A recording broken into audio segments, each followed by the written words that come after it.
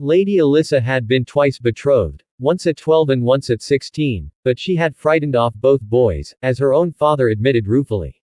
In Rhaena Targaryen, however, she found a like-minded companion, and in her the queen found a new confidant.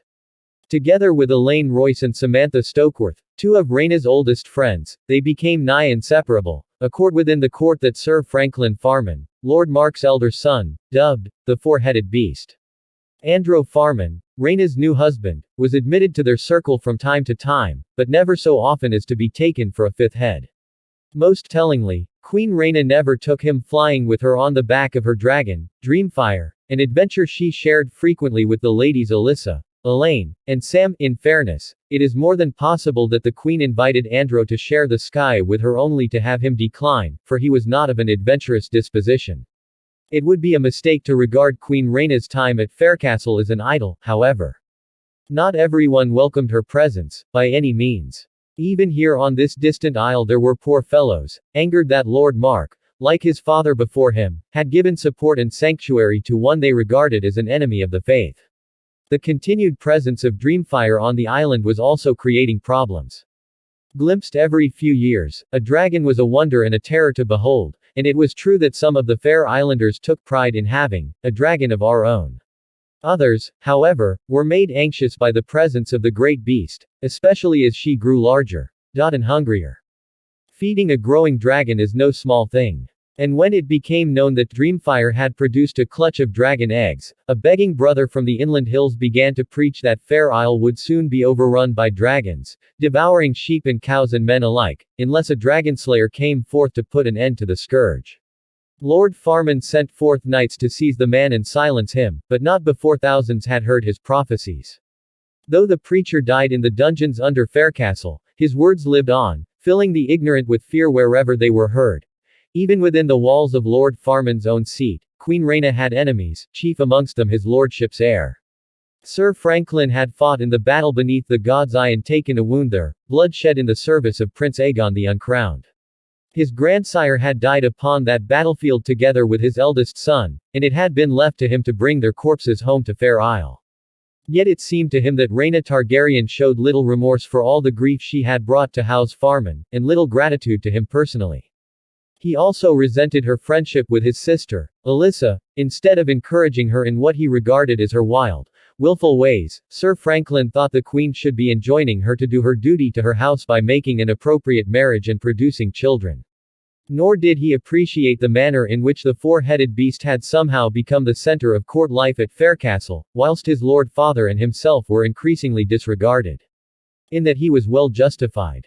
More and more high-born lords from the Westerlands and beyond were visiting Fair Isle, Maester Smike noted, but when they came it was to have audience with the queen in the west, not with the minor lordling of a small isle and his son. None of this was of great concern to the queen and her familiars so long as Mark Farman ruled in Faircastle, for his lordship was an amiable and good-natured man who loved all his children, his wayward daughter and weakling son included, and loved Rhaena Targaryen for loving them as well. Less than a fortnight after the Queen and Andro Farman had celebrated the first anniversary of their union, however, Lord Mark died suddenly at his own table, choking to death upon a fish bone at the age of 46. And with his passing, Sir Franklin became the Lord of Fair Isle. He wasted little time. On the day after his father's funeral, he summoned Rhaena to his great hall. He would not deign to go to her, and commanded her to remove herself from his island. "You are not wanted here," he told her. "You are not welcome here. Take your dragon with you, and your friends, and my little brother, who would surely piss his breeches if he were made to stay. But do not presume to take my sister. She will remain here, and she will be wed to a man of my choosing." Franklin Farman did not lack for courage, as Maester Smike wrote in a letter to the Citadel. He did lack for sense, however, and in that moment he did not seem to realize how close he stood to death. "I could see the fire in her eyes," the maester said, "and for a moment I could see Faircastle burning, the white towers blackening and collapsing into the sea as flames leapt from every window and the dragon wheeled about again and again. Rhaena Targaryen was the blood of the dragon, and far too proud to linger long where she was not wanted. She departed Fair Isle that very night, taking wing for Castle Rock upon Dreamfire after instructing her husband and companions to follow her by ship, with all those who might love me. When Andro Flushed with anger, offered to face his brother in single combat, the queen quickly dissuaded him. He would cut you to pieces, my love, she told him, and were I to be thrice widowed, men would name me a witch or worse and hound me from Westeros. Lyman Lannister, Lord of Castle Rock, had sheltered her before, she reminded him. Queen Rhaena was confident that he would welcome her again. Andrew Farman, Samantha Stokeworth, and Elaine Royce set out to follow the next morning, together with more than 40 of the Queen's friends, servants, and hangers-on, for her grace had gathered a sizable coterie about her as the Queen in the West. Lady Alyssa was with them as well, for she had no intention of remaining behind. Her ship, the Maiden's Fancy, had been made ready for the crossing. When the Queen's party reached the docks, however, they found Sir Franklin waiting for them. The rest of them could go, and good riddance, he announced, but his sister would remain on Fair Isle to be wed. The new lord had brought only half a dozen men with him, however, and he had seriously misjudged the love the smallfolk bore his sister, particularly the sailors, shipwrights, fisherfolk, porters, and other denizens of the dockside districts, many of whom had known her since she was a small girl. As Lady Alyssa confronted her brother, spitting defiance at him and demanding that he get out of her way, a crowd gathered around them, growing angrier by the moment. Oblivious to their mood, his lordship attempted to seize his sister, whereupon the onlookers rushed forward, overwhelming his men before they could draw their blades. 3 of them were shoved off the docks into the water, whilst Lord Franklin himself was thrown into a ship's hold full of fresh-caught cod. Alyssa Farman and the rest of the Queen's friends boarded Maiden's Fancy untouched and set sail for Lannisport. Lyman Lannister, Lord of Castle Rock, had given Rhaena and her husband Aegon the uncrowned refuge when Maegor the Cruel was demanding their heads. His bastard son, Sir Tyler Hill, had fought with Prince Aegon under the God's Eye. His wife, the formidable Lady Jocasta of House Tarbeck, had befriended Rhaena during her time at the Rock and had been the first to discern that she was with child. Just as the Queen had expected, they welcomed her now, and when the rest of her party landed in Lannisport, the Lannisters took them in as well. A lavish feast was held in their honor, an entire stable was given over to Dreamfire, and Queen Rhaena, her husband, and her companions of the four-headed beast were assigned a regally appointed suite of apartments deep in the bowels of the rock itself, safe from any harm. There they lingered for more than a moon's turn, enjoying the hospitality of the wealthiest house in all of Westeros. As the days passed, however, that very hospitality grew ever more disquieting to Rhaena Targaryen. It became apparent to her that the bedmaids and servants assigned to them were tattlers and spies, bringing word of their every doing back to Lord and Lady Lannister.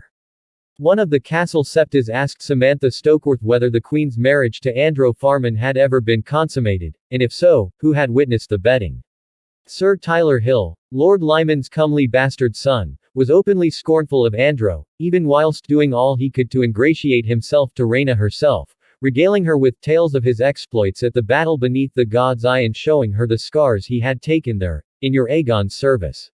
Lord Lyman himself began to express an unseemly interest in the 3 dragon eggs that the Queen had brought from Fair Isle, wondering how and when they might be expected to hatch. His wife, Lady Jocasta, suggested privately that 1 or more of the eggs would make a fine gift, if her grace should wish to show her gratitude to House Lannister for taking her in. When that ploy proved unsuccessful, Lord Lyman offered to buy the eggs outright for a staggering sum of gold. The Lord of Castle Rock wanted more than just a high-born guest, Queen Rhaena realized then. Beneath the warmth of his veneer, he was too cunning and too ambitious to settle for so little. He wanted an alliance with the Iron Throne, possibly through marriage between her and his bastard, or one of his trueborn sons, some union that would raise the Lannisters up past the Hightowers, the Baratheons, and the Valerians to be the second house in the realm. And he wanted dragons. With dragon riders of their own, the Lannisters would be the equals of the Targaryens. They were kings once, she reminded Sam Stokeworth. He smiles, but he was raised on tales of the Field of Fire, he will not have forgotten. Rhaena Targaryen knew her history as well, the history of the freehold of Valyria, ridden blood and fire. We cannot remain here, she confided to her dear companions. There we must leave Queen Rhaena for a time, whilst we cast our eyes eastward again toward King's Landing and Dragonstone, where the regent and king remained at odds. Vexing as the issue of the king's marriage was to Queen Alyssa and Lord Rogar, it must not be thought that it was the only matter that concerned them during their regency. Coin, or rather the lack of coin, was the crown's most pressing problem. King Maegor's wars had been ruinously expensive, exhausting the royal treasury. To refill his coffers, Maegor's master of coin had raised existing taxes and imposed new ones, but these measures brought in less gold than anticipated and only served to deepen the anathema with which the lords of the realm regarded the king. Nor had the situation improved with the ascension of Jaehaerys. The young prince's coronation and his mother's golden wedding had both been splendid affairs that had done much to win him the love of lords and smallfolk alike, but all that had come at a cost. An even larger expense loomed ahead. Lord Rhaegar was determined to complete work on the dragon pit before handing the city and the kingdom over to Jaehaerys, but the funds were lacking. Edwell Celtigar, Lord of Claw Isle, had been an ineffectual hand for Maegor the Cruel. Given a second chance under the regency, he proved to be an equally ineffectual master of coin. Unwilling to offend his fellow lords, Celtigar instead decided to impose new taxes on the smallfolk of King's Landing, who were conveniently close at hand. Port fees were tripled, certain goods were to be taxed both coming into and out of the city, and new levies were asked of innkeeps and builders. None of these measures had the desired effect of filling up the treasury vaults. Instead, building slowed to a halt, the inns emptied, and trade declined notably as merchants diverted their ships from King's Landing to Driftmark, Duskendale, Maidenpool, and other ports where they might evade taxation. Lannisport and Aldtown, the other great cities of the realm, were also included in Lord Celtigar's new taxes, but there the decrees had less effect, largely because Castle Rock and the Hightower ignored them and made no effort to collect. The new levies did, however, serve to make Lord Celtigar loathed throughout the city. Lord Rhaegar and Queen Alyssa received their share of opprobrium as well. Another casualty was the dragon pit. The crown no longer had the funds to pay the builders, and all work on the Great Dome ceased. Storms were gathering to both north and south as well. With Lord Rhaegar occupied in King's Landing, the Dornishmen had grown bold, raiding more frequently into the marches, even troubling the Stormlands. There were rumors of another Vulture King in the Red Mountains, and Lord Rhaegar's brothers Borys and Garron insisted they did not have the men and money required to root him out. Even more dire was the situation in the north. Brandon Stark, Lord of Winterfell, had died in 49 AC, not long after his return from the Golden Wedding. The journey, the Northmen said, had asked too much of him. His son Walton succeeded him, and when a sudden rebellion broke out in 50 AC amongst the men of the Night's Watch at Rhymegate and Sable Hall, he gathered his strength and rode to the wall to join the Leal Watchmen in putting them down. The rebels were former poor fellows and warriors' sons who had accepted clemency from the Boy King, led by Sir Oliver Bracken and Sir Raymond Mallory, the two Turncloak Knights who had served in Maegor's Kingsguard before abandoning him for Jaehaerys. The Lord Commander of the Watch, unwisely, had given Bracken and Mallory command of two crumbling forts, with orders to restore them. Instead, the two men decided to make the castles their own seats and establish themselves as lords. Their uprising proved short-lived. For every man of the Night's Watch who joined their rebellion, 10 remained true to their vows. Once joined by Lord Stark and his bannermen, the Black brothers retook Rhymegate and hanged the Oathbreakers, save for Sir Oliver himself, who was beheaded by Lord Stark with his celebrated blade ice. When word reached Sable Hall, the rebels there fled beyond the wall in hopes of making common cause with the Wildlings. Lord Walton pursued them, but 2 days north in the snows of the haunted forest, he and his men were set upon by giants. It was written afterward that Walton Stark slew 2 of them before he was dragged from his saddle and torn apart. His surviving men carried him back to Castle Black in pieces. As for Sir Raymond Mallory and the other deserters, the Wildlings gave them a cold welcome. Rebels or no, the free folk had no use for crows. Sir Raymond's head was delivered to Eastwatch half a year later. When asked what had befallen the rest of his men, the Wildling chieftain laughed and said, "We ate them." Brandon Stark's second son, Alaric, became the Lord of Winterfell. He would rule the north for 23 years, an able man though a stern one. But for a long while he had no good to say of King Jaehaerys, for he blamed the king's clemency for his brother Walton's death, and was oft heard to say that his grace should have beheaded Maegor's men rather than sending them to the wall. Far removed from the troubles in the north, King Jaehaerys and Queen Alysanne remained in their self-imposed exile from the court, but they were anything but idle. Jaehaerys continued his rigorous training regimen with the knights of his Kingsguard every morn, and devoted his evenings to poring over accounts of the reign of his grandsire Aegon the Conqueror, on which he wished to model his own rule. Dragonstone's 3 maesters assisted him in these inquiries, as did the queen. As the days passed, more and more visitors made their way to Dragonstone to talk with the king.